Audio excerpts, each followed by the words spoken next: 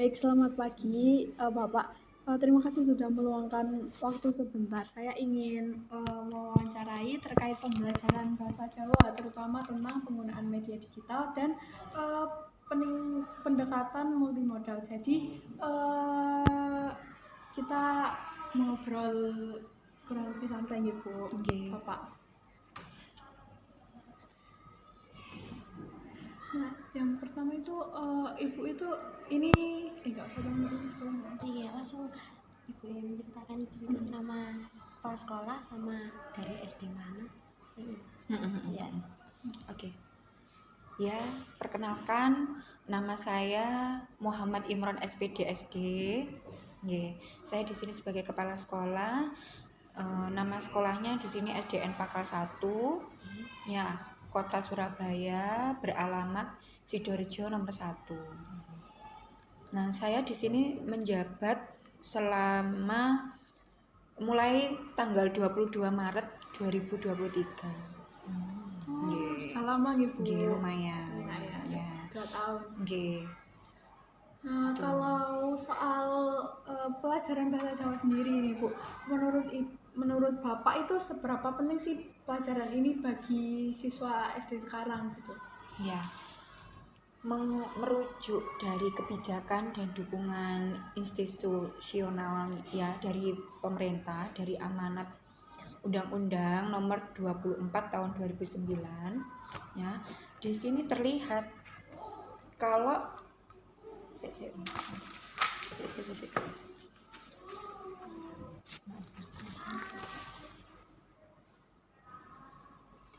jadi amanat Undang-Undang Nomor 24 Tahun 2009 tentang pelindungan bahasa dan sastra daerah dan program revitalisasi bahasa daerah atau bahasa Jawa.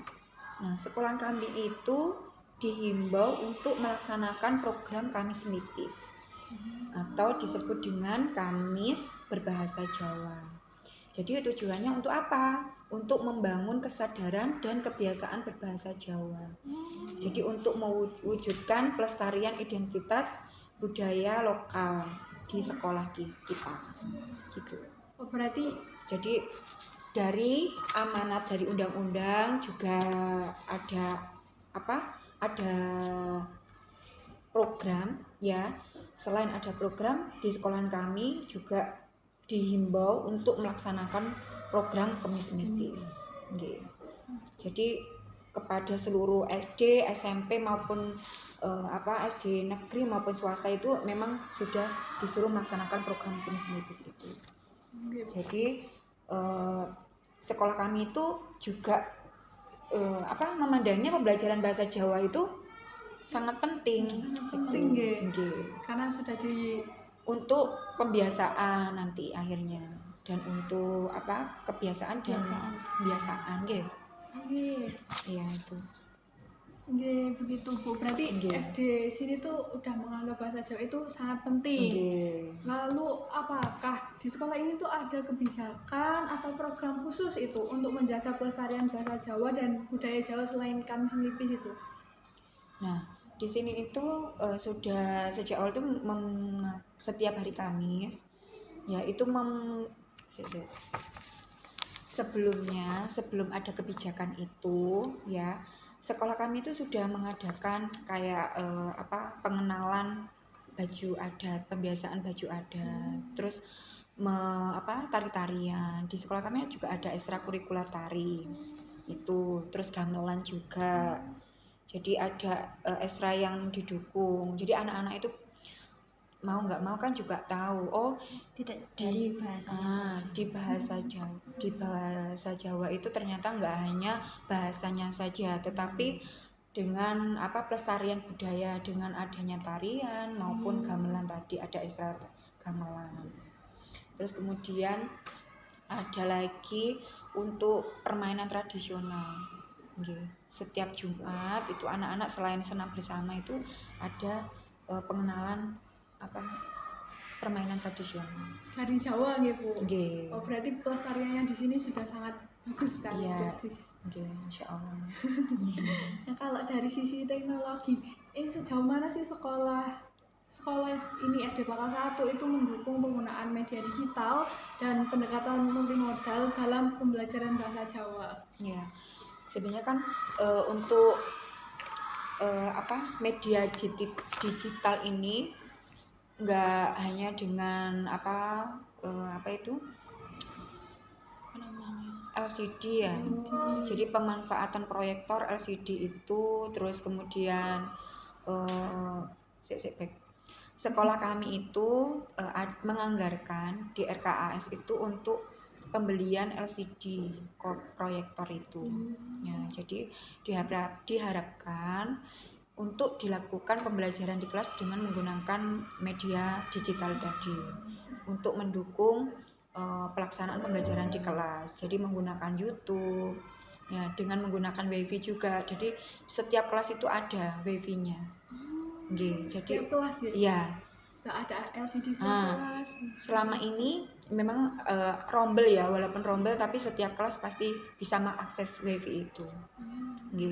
Jadi untuk pembelajaran insya Allah lancar untuk penggunaan LCD maupun proyektor. Jadi anak-anak kalau misalkan ada perkembangan teknologi maupun pengetahuan tentang budaya yang baru, insya Allah terupdate. Terus kalau yang untuk multimodalnya itu untuk fasilitas pembelajaran yang dikasih ke gurunya. Ya, untuk memahami menghasilkan makna melalui modalitas ya, tidak hanya teks tertulis, tetapi juga menggabungkan elemen visual, jadi audio, simbol maupun gerakan. Nah, dari tadi untuk komponen literasi multimodal tadi itu ada dengan LCD. Jadi menggunakan visual gambar dengan LCD tadi ya, menggunakan YouTube, video. Nah, kemudian di sekolah kami selain LCD juga ada audio. Jadi disediakan speaker atau sound system gitu. Untuk ada selain gambar, anak-anak juga mendengarkan ada gambar ini. Jadi ada musiknya juga. Jadi anak-anak insya Allah dengan di kelas itu dia bisa senang gitu. Istilahnya joyful ya. Enjoyful ya. Joyful. Kan ada sekarang kan programnya juga pembelajaran mendalam. Jadi diharapkan anak-anak juga senang di kelas. Ya, cuma pasif. Gitu. Jadi aktif, anak-anak dengan adanya audio visual, insya Allah anak-anak tertarik dengan pembelajaran sehingga anak-anak mudah untuk memahami pembelajaran yang disampaikan untuk Bapak Ibu guru. Terus kemudian apakah ada anggaran gitu atau dana khusus dari sekolah untuk mengembangkan media pembelajaran berbasis digital ini? Jadi setiap tahun kami mengadakan RKAS ya, perencanaan RKAS. Jadi setiap guru itu untuk mengajukan kebutuhan apa saja yang ada di kelas yang dibutuhkan, yang ingin dilaksanakan di kelas itu apa saja. Seperti misalkan di kelas si A membutuhkan LCD, speakernya sudah rusak, butuh pembaruan atau pembenahan, itu ada RKAS-nya, rencana anggaran setiap tahunnya pasti ada. Kami menganggarkan itu.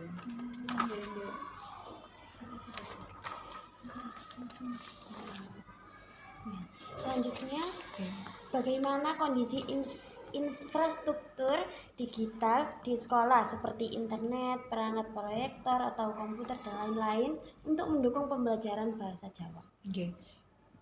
Insya Allah dengan kondisi sekolahan kami saat ini internet dan perangkat proyektornya sangat bagus. Setiap tahun kami menganggarkan LCD, terus untuk laptop juga.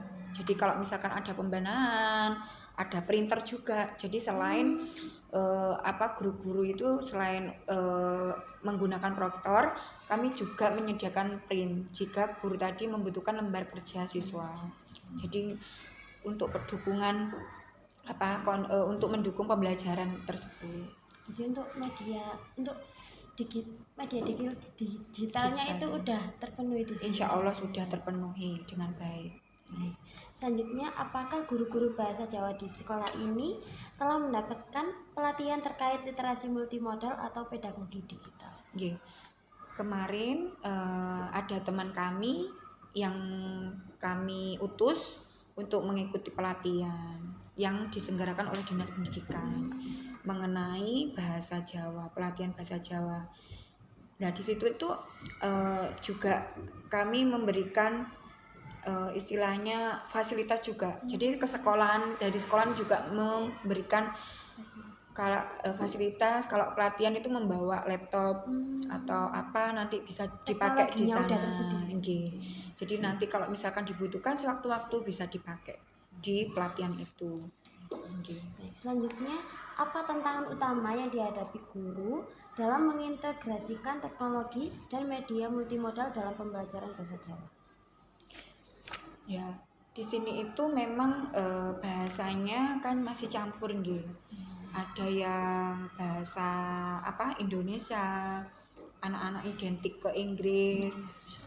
Ya, tapi ya kalau bisa itu ya bahasa ibu, bahasa Jawa itu kalau bisa kan juga juga membiasakan anak gitu ya. Jadi dalam kehidupan sehari-hari itu juga harus dibiasakan gitu. Nah, untuk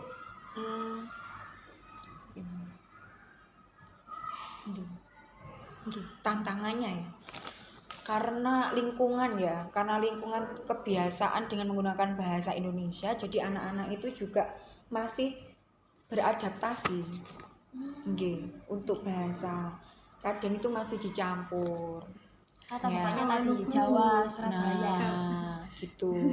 Jadi belum bisa tulen gitu nggih, Jawanya masih campur gitu. Kadang ya ada bahasa yang ngoko-ngoko gitu. Untuk unggah-ungguh, kromo-kromo itu kan masih dipelajari gitu untuk anak-anak. Memang dasarnya kan anak-anak kan kebanyakan bahasa Indonesia ya dari rumah. Jadi untuk bahasa ibu itu sangat identik mendukung ya, menghambat atau mendukung. Kalau di rumah sudah terbiasa menggunakan bahasa Indonesia, ya itu tadi di sekolah juga ada hambatan gitu. Ya insya Allah. Nah, dari kebiasaan di rumah. Selanjutnya, bagaimana Bapak memfasilitasi peningkatan kompetensi guru dalam bidang ini? Jadi untuk apa tadi? Mendukung pembelajaran bahasa Jawa ya. Selain fasilitas sekolah, guru kami juga selain fasilitas sekolah, pelatihan, juga adanya pembiasaan gitu. Jadi di sekolah itu juga menyadarkan dan juga membiasakan gitu. Jadi kebiasaan cara kita menyapa ya, itu kan juga pengaruh gitu. Terus cara pengucapan antar guru kemudian ke siswa itu kan juga pengaruh. Jadi adanya kebiasaan insya Allah gitu. Kita lebih mudah mempermudah kita untuk melaksanakan pembelajaran bahasa Jawa dengan baik.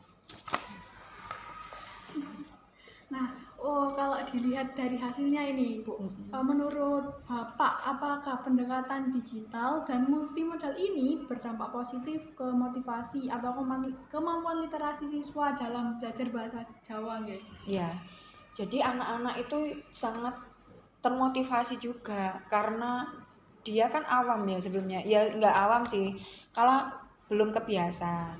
Akhirnya mereka berusaha, aku harus belajar membaca ini. Apa ini bahasa Jawa? Paling nggak dia kan harus tahu bahasa kramanya, terus kemudian aksara Jawa, dia kan yaitu.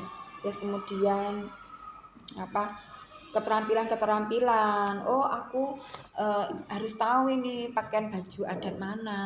Terus kemudian mengenal peranan, keterampilan berbicara. Nah, itu. Jadi anak-anak tertarik untuk membaca nih. Jadi di sekolah kami itu ada juga pojok baca.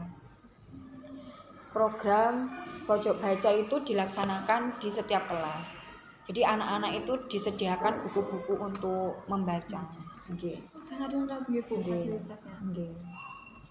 Nah, apakah sekolah ini tuh punya sistem evaluasi atau dokumentasi terhadap inovasi pembelajaran yang dilakukan oleh guru? Okay. Nah, adanya apa tadi kebijakan itu tadi nggih dari Undang-Undang Nomor 24 itu, sekolah kami kan juga melaksanakan Kamis Melipis. Jadi setiap Kamis Melipis itu ada guru yang kami utus untuk membuat jadwal. Jadi menjadwal guru-guru nanti yang mengajar pembelajaran itu nanti memberikan kayak arahan ke anak-anak. Undonnya Nggih. Ayo anak-anak mulai menyapa, terus nanti cara mereka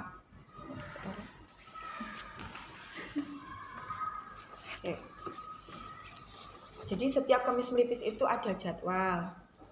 Terus di kelas itu nanti ada guru yang memvideo kegiatan pembelajaran yang ada di kelas.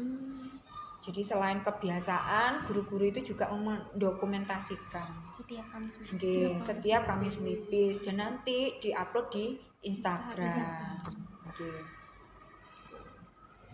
Berarti tuh kalau buat dokumentasi evaluasi udah mantep banget gitu.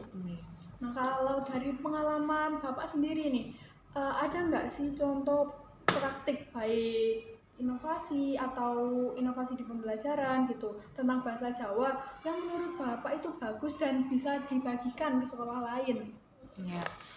Contohnya kalau pembiasaan interaksi interaksi dengan lingkungan, contohnya kita ke kantin. Anak-anak itu terbiasa dengan masyarakat, besoknya kedepannya kan bermasyarakat nggih. Jadi dibiasakan kita kalau beli itu menggunakan bahasa Jawa dengan baik dan benar. Nah, dengan di situ saya sangat termotivasi. Oh, ternyata baik juga ya pembelajaran bahasa Jawa ini ya. Anak-anak bisa bertata krama, bahasa santun, terus bisa insya Allah dengan lingkungan bisa berbahasa Jawa krama. Bahasa krama gitu. Dan untuk inovasinya anak-anak bisa menggunakan mainan tradisional itu dengan lingkungannya. Jadi di rumah itu bisa diterapkan. Di sekolah kita berikan contoh, kemudian bisa diaplikasikan di masyarakat atau di lingkungan rumah. Selanjutnya, apa harapan Bapak terhadap pengembangan kurikulum bahasa Jawa yang lebih multimodal dan berbasis digital di masa depan? Ya, selain penggunaan aplikasi seperti Canva, Microsoft Word, saya harapkan anak-anak itu mendalami.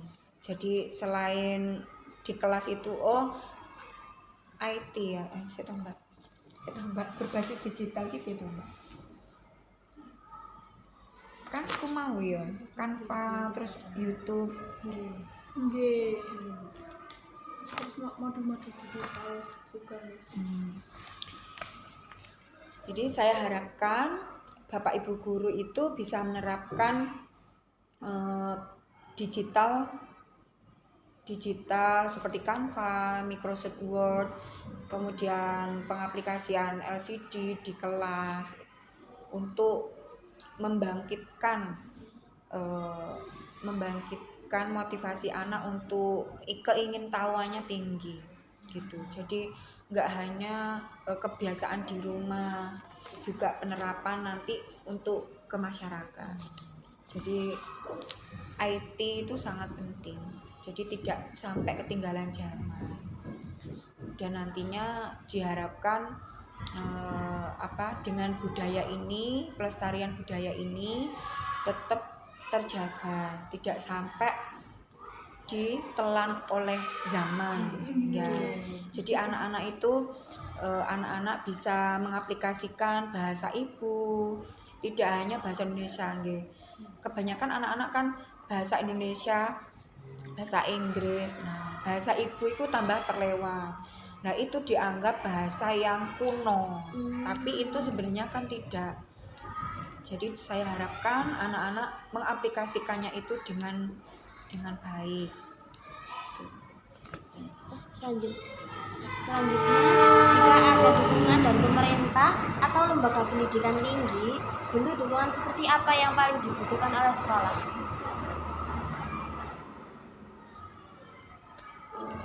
Pemerintah UNESA kita Mbak.